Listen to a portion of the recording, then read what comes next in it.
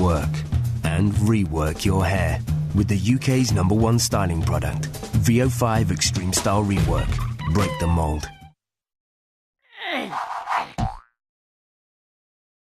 Hello, I'm here in the beautiful Croft Manor, where we're going to be getting a sneak preview of Tomb Raider Underworld.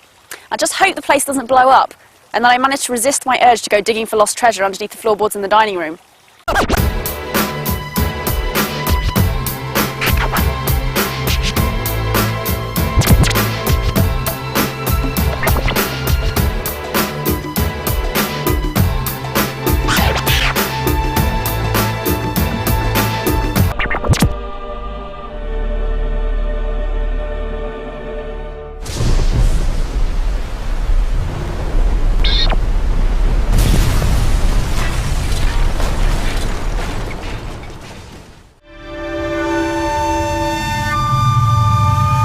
When we first sat down to talk about what additions we would make to Tomb Raider Underworld, what we said is, what are her current limitations? And what limitations does she have that doesn't make sense for her to have?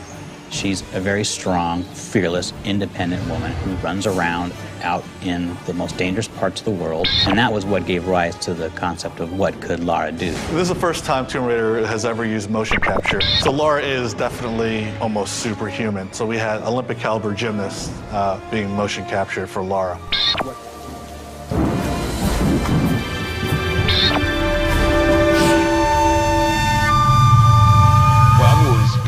In mythology. I think that's fascinating to try and understand why people have such similar myths and sometimes such dissimilar myths.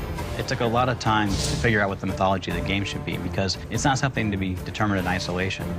In terms of coming up with all the different places she would go, there were visual things to be considered. That leads to the mythology you would find in those places. That leads back to what locations would be affected, and vice versa.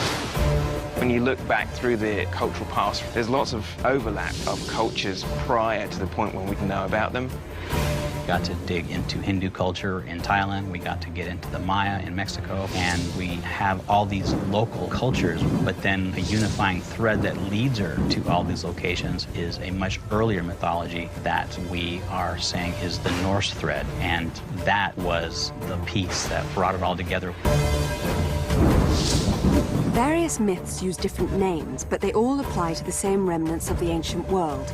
In Tomb Raider Underworld, Lara Croft uncovers the truth behind the myth of the Norse civilization. On her journey, she basically realizes that she needs to recover Thor's hammer. Thor's hammer is actually one of the most interesting archaeological pieces of mythology. It's compelling because it's actually so powerful that it is capable of killing immortal gods. As Lara fully uncovers the sort of secrets behind Norse mythology, she realizes that the hammer itself could possibly unleash Ragnarok, the end of the world.